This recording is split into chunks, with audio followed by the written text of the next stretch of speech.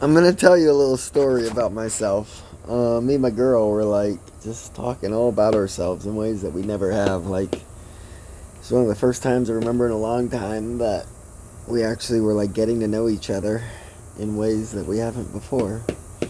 And that was cool, but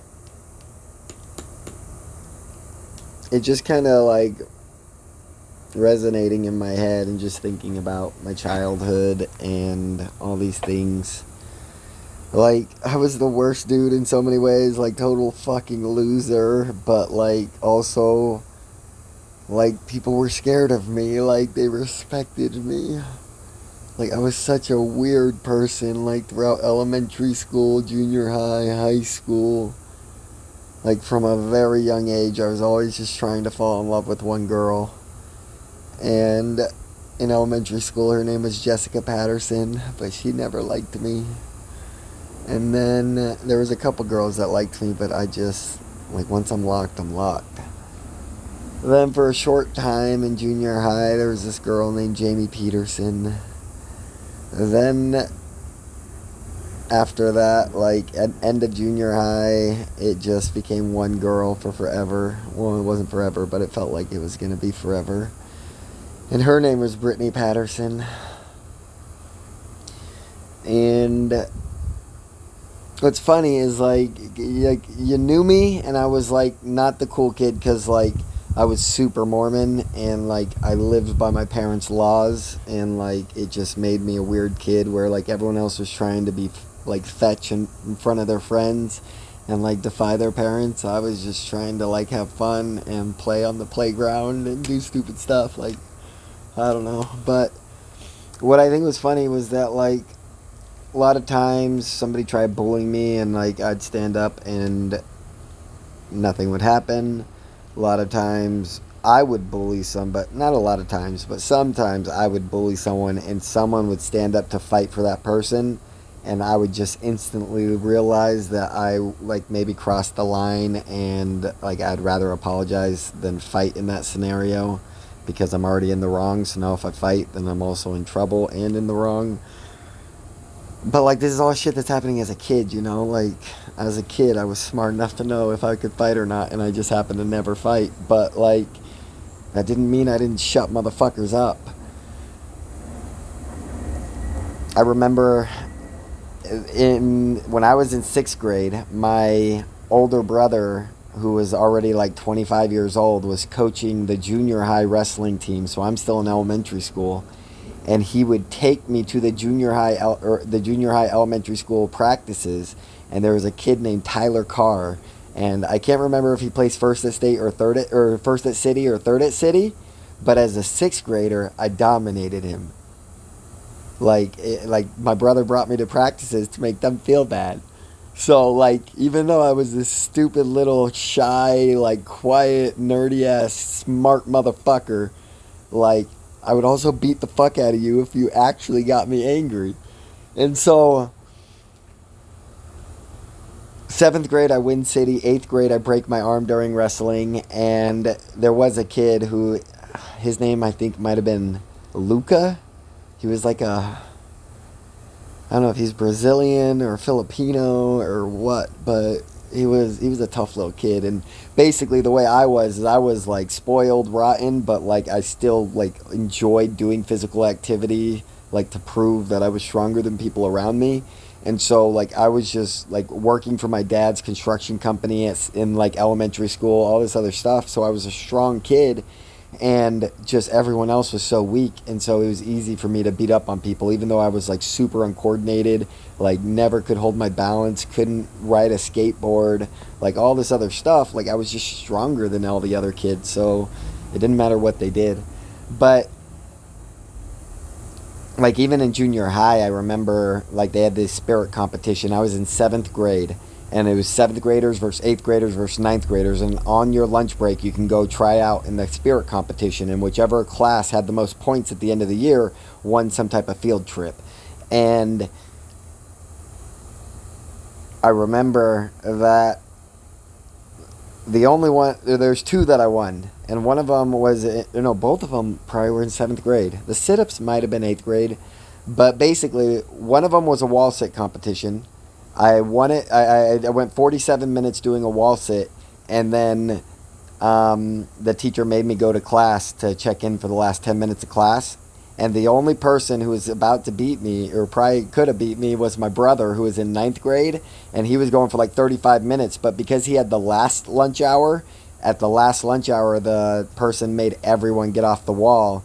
And basically, I wouldn't get off the wall until they guaranteed me first place no matter what. And so I got first place. My brother got second, and he was pissed.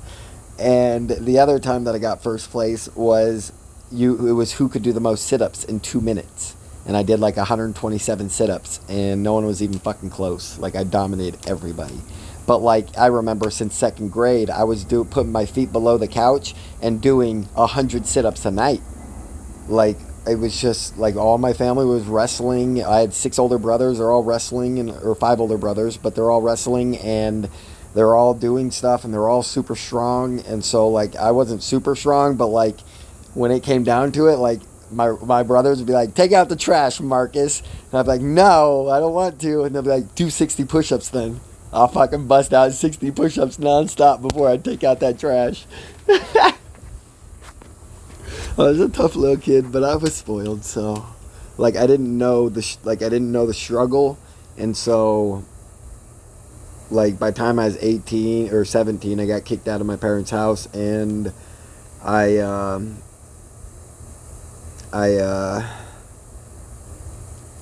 finally learned the struggle.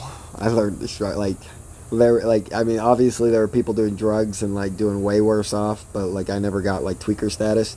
But like outside of tweaker status, you really couldn't have gone lower than I went. And I've been there probably 4 different times in my life since that time, maybe 3. But I just think it's funny, like, cause like in high school, even some guys tried to punk me, and like, at the end of the day, when it came down to it, none of them would actually meet up with me offside of school to fight me. They all trying to get me suspended by me whooping their ass on school. Like, multiple people tried to start fights with me on school, but none of them wanted to fight me off school. Little bitches. Ugh. And so, because I don't like to fight and I'll never start the fight, obviously I was heavily disrespected. People always chasing my girl, who was one of the prettiest girls in the whole high school, maybe the whole state of Arizona. Just a mature young woman. And yeah, obviously with me being a weak man that like never, like, because I was good at everything, but I didn't love anything, and so I never gave my all to anything. And so at the end of the day, like, there was nothing to respect about me, so most people just kept their distance, and some people decided to press my limits and see what happens, and ain't none of them got the best of me. I got the best of all of them. Oh man, like, I'm a G like that. Like, you don't gotta be on the street like with a fist fight to win. Like, there was one guy I remember in 8th grade. We went on a field trip, and I jumped off this fountain. Like, I climbed this fountain in, like, the city of Phoenix, like, downtown Phoenix, that was, like, 6 feet tall. And then I jumped off of it from 6 feet high, and somehow I landed on my foot so badly that it literally felt like I broke my foot. Like, I hopped to the bus. I couldn't put my foot on the ground. I could not walk. And when I was on the bus, I said something that I guess disrespected this stupid kid named Lance Lovall, and he slapped me in the face, just like the most disrespectful, loud, like, it wasn't painful, but it was loud and it was aggressive, just slapped me in the face, and the whole bus goes quiet. The whole bus saw it happen, and I just fucking, like, I just start shaking my head, thinking about my foot, like, knowing I can't fucking fight right now.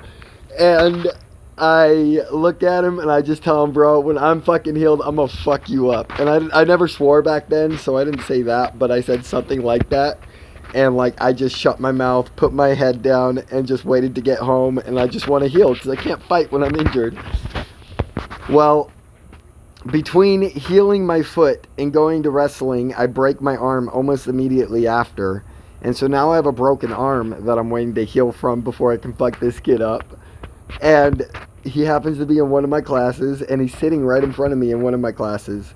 And every day, as I got a cast on my arm, I say, when this, like, I'm whispering in his ear, when this cast comes off, I'm gonna beat the crap out of you. There's nowhere you can run. There's nowhere where you can hide. You owe me for that freaking slap. You never should have done that, and now I have to punish you. And I'm just whispering this day after day after day, as like I'm healing for 2 months. And before the cast comes off, I'm in the principal's office with this little bitch, and the principal's like, "Why are you threatening this child?" And I'm like, "Because he slapped me in the motherfucking face." And she's like, "Well, that wasn't right, but violence will not be tolerated at this school." And she says, "How can you even fight? You have a cast on your arm." And I was like, "It comes off in 2 weeks, just like I've been telling this motherfucker." A lot of good stories I remember.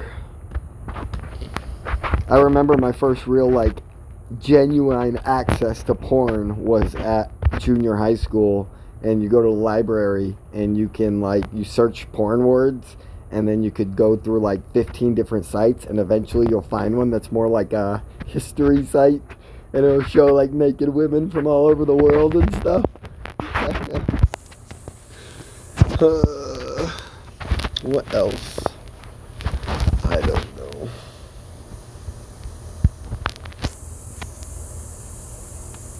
I don't know. I guess what I'm trying to say is, being raised as a millennial, we were all put into basically the same world. We all heard the same music. We all felt the same pain. We all went through like the high school sweethearts bullcrap. And some of us handled it better than others.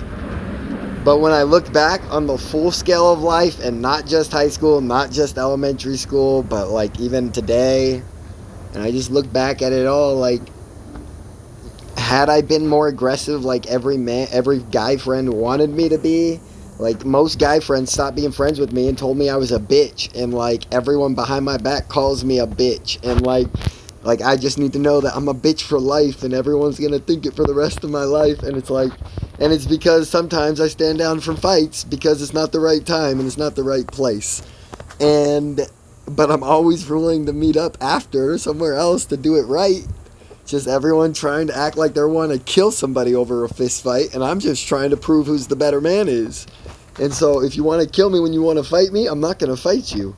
But if you want to see if who's a better man is, like, I'll give you the chance. But yeah, I mean, if millennials are the chosen generation and we were all put in a test, I don't think nobody passed the test like I did. And I fucked up so bad in so many ways. Like, my girlfriend fucked me, and then I fucked her back. But, like, the way I fucked her back, like, I mean, sharing her pictures and different shit like that was just, that was weak. Powerful weak. I'm weak, I know. But I'm still better than you.